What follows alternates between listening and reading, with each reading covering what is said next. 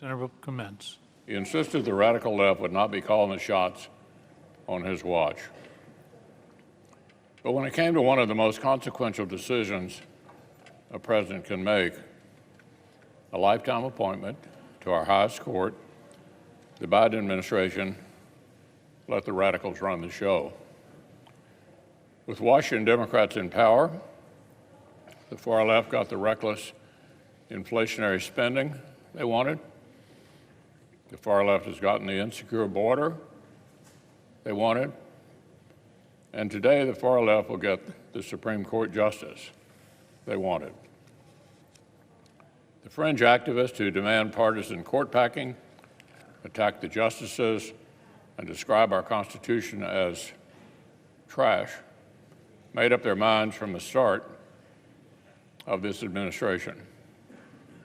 If a Supreme Court vacancy should arise, they wanted one nominee and one nominee only, Judge Jackson. They spent dark money to promote this person specifically. They pushed her for the D.C. Circuit. Then they badgered Justice Breyer to quit.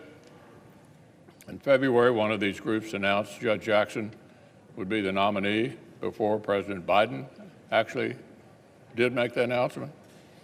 So think about that for a moment. The Senate has examined Judge Jackson's qualifications with the seriousness and vigor that a lifetime appointment deserves.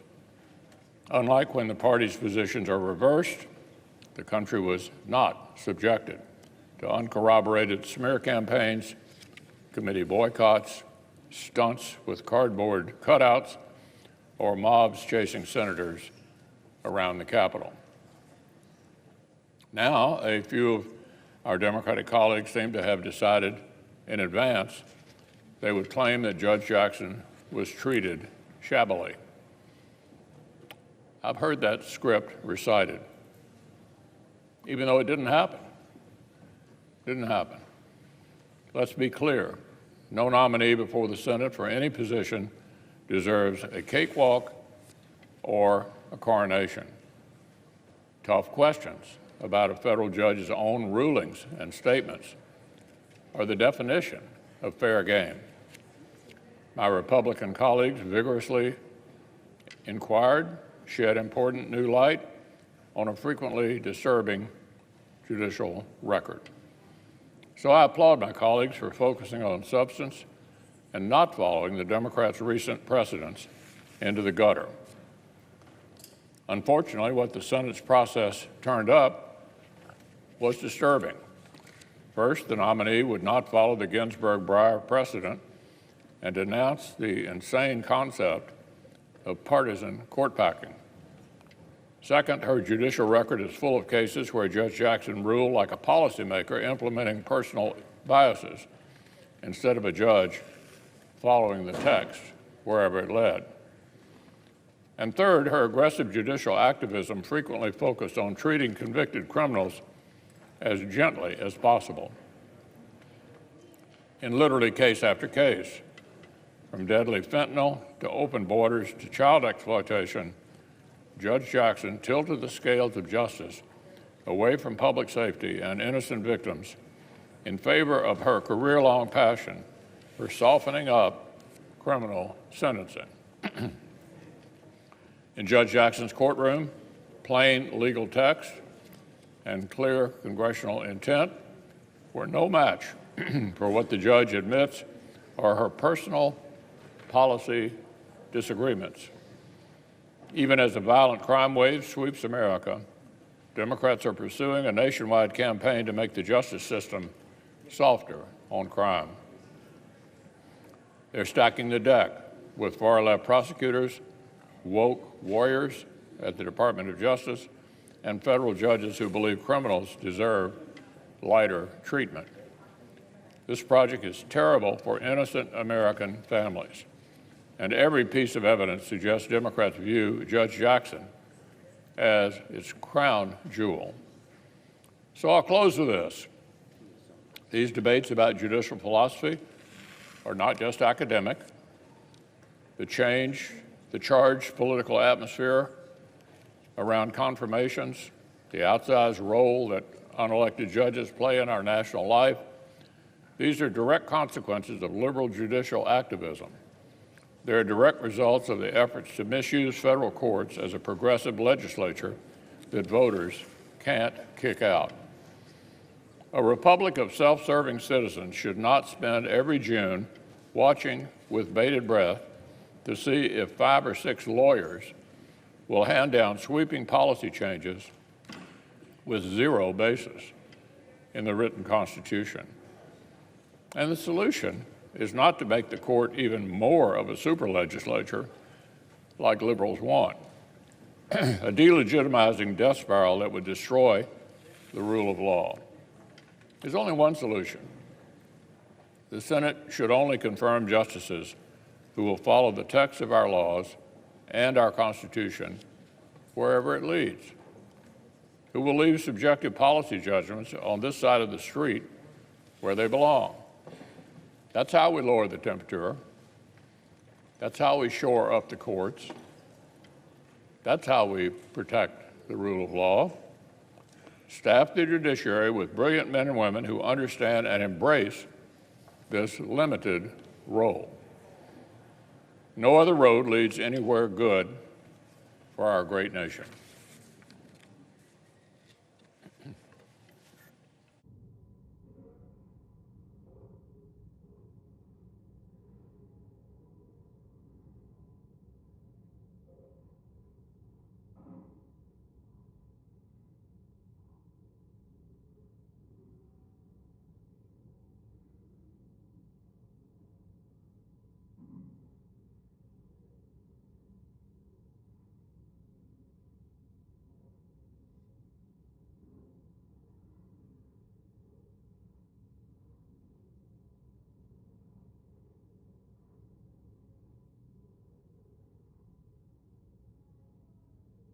Mr. President.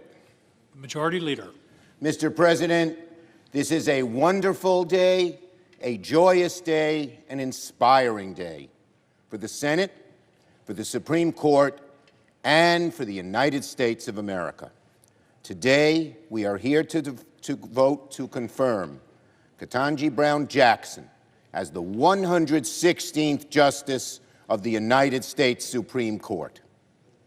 Now, a few days ago, I spoke with a group of 8th graders from Cheektowaga, New York. Many of them were students of color. It was amazing. When I mentioned that this week we were confirming the judge, you could see them light up, the unmistakable look in their eyes. One day, each young lady thought to herself, I can do it too. You know, it's been a dark 2 years with COVID. People getting sick and dying, many of whom we knew, stores closing, schools shutting their doors. But even in the darkest times, there are bright lights. Today is one of the brightest lights, and let us hope it's a metaphor, an indication of many more bright lights to come. As I've said over and over again, there are 3 words that I think best fit Judge Jackson: brilliant, beloved, belongs. Judge Jackson is in every sense and by all measures a brilliant jurist. She is indeed a brilliant person. By the judge's own telling, she first discovered her calling to the law not in a classroom or by reading a book or by talking to lawyers, but by sitting at the kitchen table next to her dad, filling out her coloring book while her dad poured through case law. Years from now, other parents and other daughters will do the same, and it will be Justice Jackson's opinions that will lay open on the table. The judge's parents, her entire family, should beam with pride that this day has come. At every step of her upbringing and career, Ketanji Brown Jackson ranked among the highest of achievers. And look, we should take a moment to note that Judge Jackson will be the first and only justice with experience as a public defender. We're proud of that, and America is proud of that. It will enhance the court's ability to preserve a basic truth in our country, that all deserve equal justice under the law, from the privileged to the impoverished. In an imperfect world, the judge conquered so many hurdles, and today stands as one of the most experienced individuals ever nominated to the Supreme Court. For this reason, the judge is also beloved by individuals and organizations across the political spectrum. I went through her record carefully, and never did I find one instance of a peer or colleague or associate say one negative word about her. It was incredible. When we go through these records, you often find someone here and there who will badmouth the individual who knew them. Not with just Judge Jackson. And lest we forget, the judge is popular in the minds of the American people. A Gallup poll released after her hearing showed nearly 60% of the public supports her confirmation, 10 points above the historical norm. And there is no question here, the country, by and large, wants the Senate to confirm Judge Jackson. Police chiefs want to confirm Judge Jackson. Conservative and moderate and liberal Jackson. And I thank my colleagues in this chamber who worked in good faith to make sure the Senate can finish its work today. Finally, as I've said many times, the judge belongs on the Supreme Court. By that, I mean something very specific. In our nation's history, 115 individuals have been confirmed by this body to serve on the Supreme Court of the United States. Of those, 108 have been white men. Only 4 have been women. Only 2 have been African American. But Ketanji Brown Jackson will be the first African American woman ever to hold the title of justice. Think about the impact that will have on our democracy. Untold millions of kids will open textbooks and see pictures of Justice Jackson among the highest ranks of our public figures. How many millions of kids in generations past could have benefited from such a role model? How many would-be justices, lawyers, doctors, generals, business people have been lost to history precisely because their history books had few, if any, role models that they could relate to? We certainly have a long way to go on the road to true justice, but by confirming Judge Jackson today, we are taking a bold step forward towards reaching the full realization of our country's promise. We will make it far more likely that girls across America will feel precisely what Judge Jackson felt herself when she was a kid. Nobody can stop me. I can do this too. I am brilliant too. I belong too. For all these reasons, increasing the diversity of the court has been one of my highest priorities and one of the highest priorities of our Senate Democratic majority, of whom I am so proud. Justice Jackson is the most important example, but we've been working on this for over a year. Of the 58 Senate-confirmed federal judges since we took the majority, 3/4 have been women. 2/3 have been people of color. And it's not just racial and gender diversity that matters. We have strived to lift up judges that bring diversity through their experience. More public defenders in our courts, more civil rights lawyers, more election lawyers. When Americans of all walks of life come before the court, they should have confidence that those who don the robes have the ability to walk in their own shoes, to see and understand their side of the story, and then apply the law properly according to the facts. One judge at a time, this majority is expanding the possibility of who merits consideration to the bench. And I would be remiss if I didn't acknowledge my Republican colleagues who joined us on this occasion over the year to achieve this goal. In closing, I want to thank Chairman Durbin for beautifully executing this nomination process. It was equal parts fair, thorough, and expeditious. No easy feat in this modern Senate. I want to thank all of my Democratic colleagues on the Judiciary Committee. You were just fabulous, every one of you, for your respectful and insightful examination of the judge's record. And I want to thank my Republican colleagues who chose to take this process seriously, no matter which side you voted on. The President sent us an impressive nominee. She merited a robust and thoughtful and lively examination. I thank the members who did it precisely that. In short, Madam President, this is one of the great moments of American history. At the time of our Constitution's ratification, in most states you had to be a white, male, Protestant landowner to be considered part of American society. So from the get-go, generations of Americans have sought to establish the United States as a full democracy. We fought a bloody civil war to end slavery. Women organized and reached for the ballot. The civil rights movement brought an end to the vicious segregation of the mid-20th century.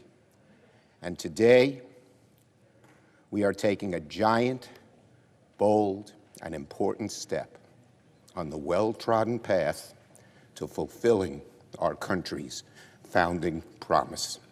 This is a great moment for Judge Jackson, but it is even a greater moment for America as we rise to a more perfect union. I thank my colleagues for their work, and I yield the floor. Under the previous order, all post-cloture time has expired.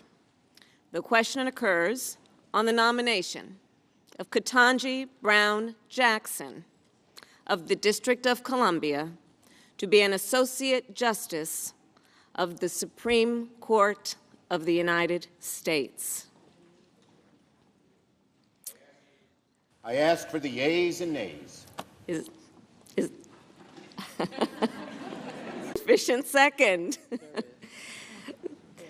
There is, and certainly appears to be, a sufficient second. The clerk will call the roll. Ms. Baldwin. Aye. Ms. Baldwin, aye. Mr. Barrasso. No. Mr. Barrasso, no. Mr. Bennett. Aye. Mr. Bennett, aye. Mrs. Blackburn. Mrs. Blackburn, no. Mr. Blumenthal. Aye. Mr. Blumenthal, aye. Mr. Blunt. No. Mr. Blunt, no. Mr. Booker. Yes. Mr. Booker, aye. Mr. Bozeman. No. Mr. Bozeman, no. Mr. Braun.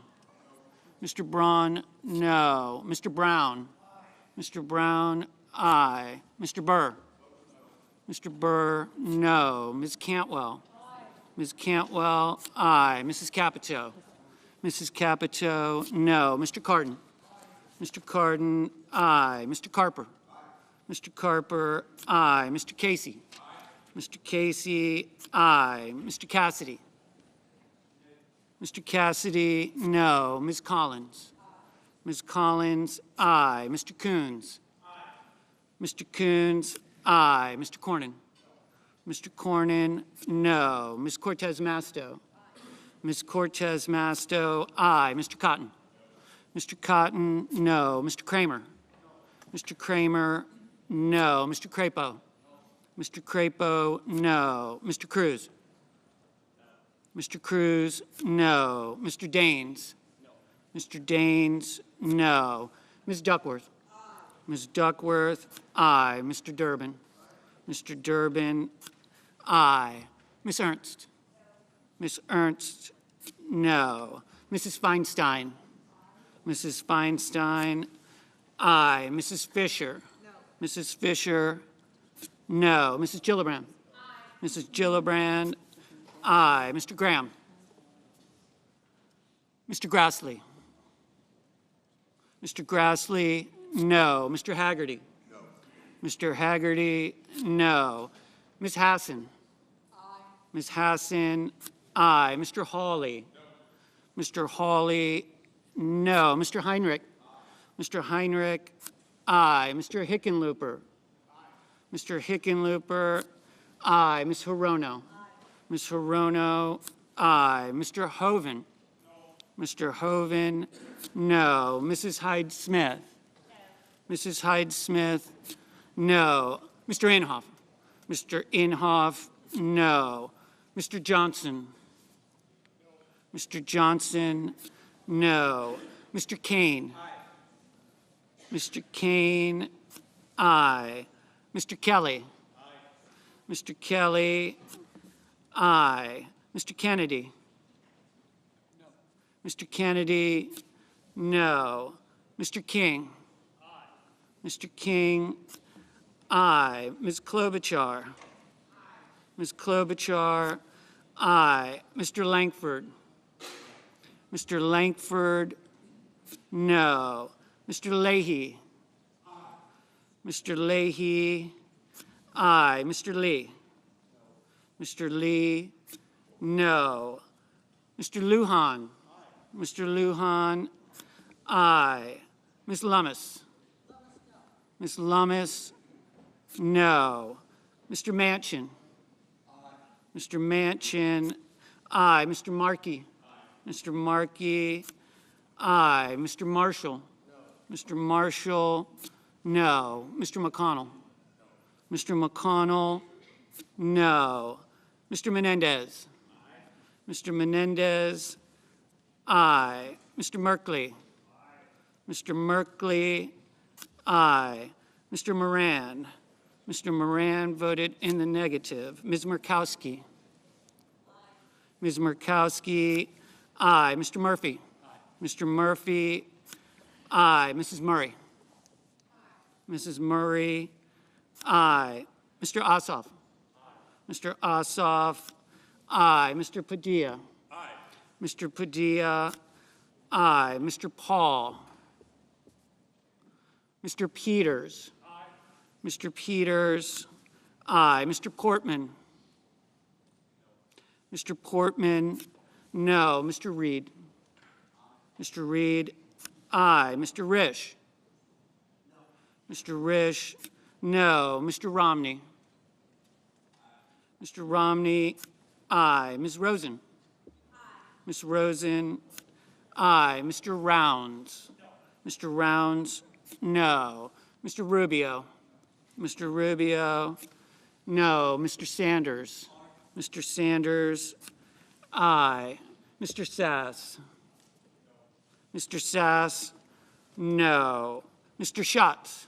Mr. Schatz, aye. Mr. Schumer? Mr. Schumer, aye. Mr. Scott of Florida? Mr. Scott of Florida, no. Mr. Scott of South Carolina? Mr. Scott of South Carolina, no. Mrs. Shaheen? Mrs. Shaheen, aye. Mr. Shelby? Mr. Shelby, no. Ms. Sinema? Ms. Sinema, aye. Ms. Smith? Ms. Smith, aye. Ms. Stabenow? Ms. Stabenow, aye. Mr. Sullivan? Mr. Sullivan, no. Mr. Tester? Mr. Tester, aye. Mr. Thune? Mr. Thune, no. Mr. Tillis? Mr. Tillis, no. Mr. Toomey? Mr. Toomey, no. Mr. Tuberville? Mr. Tuberville, no. Mr. Van Hollen? Mr. Van Hollen, aye. Mr. Warner? Mr. Warner, aye. Mr. Warnock? Mr. Warnock, aye. Ms. Warren? Ms. Warren, aye. Mr. Whitehouse? Mr. Whitehouse, aye. Mr. Wicker? Mr. Wicker, no. Mr. Wyden? Mr. Wyden, aye. Mr. Young? Mr. Young, no. Mr. Graham? Mr. Graham, no.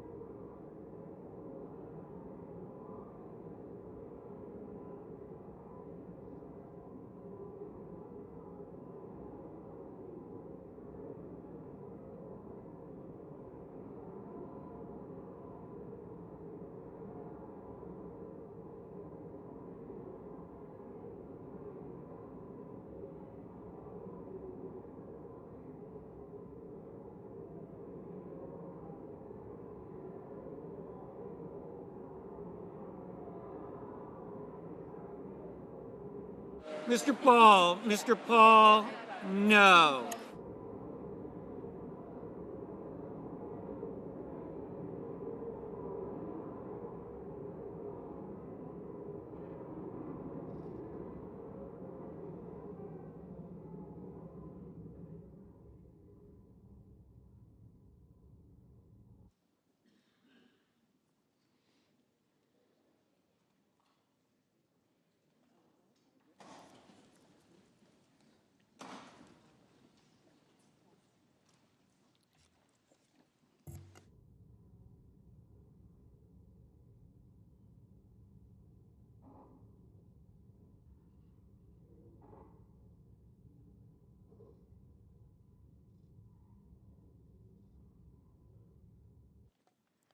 On this vote, the yeas are 53, the nays are 47, and this nomination is confirmed.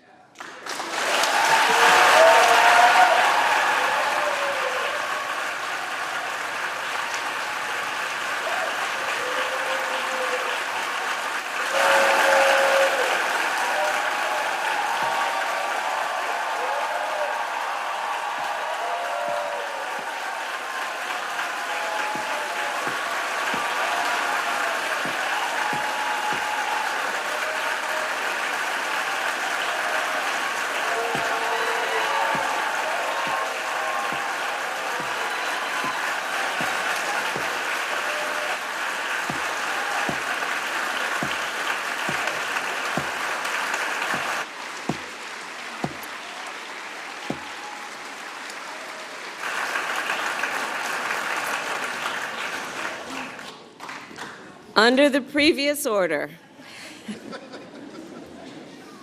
the motion to reconsider is considered made and laid upon the table, and the President will immediately be notified of the Senate's action. Madam President, very happily, I note the absence of a quorum.